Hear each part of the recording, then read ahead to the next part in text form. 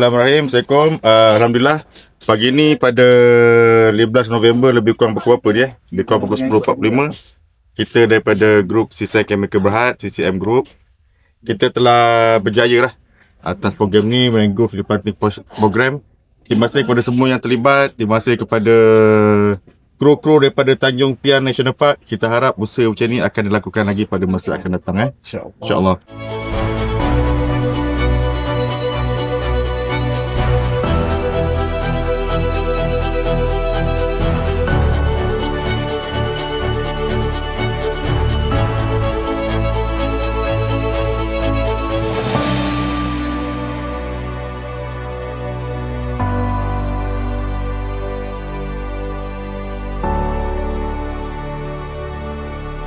Alhamdulillah, hari ini kita telah selesai program penanaman pokok bakau. Okey, saya terima kasih kepada semua ahli sisen atas komitmen yang ditunjukkan.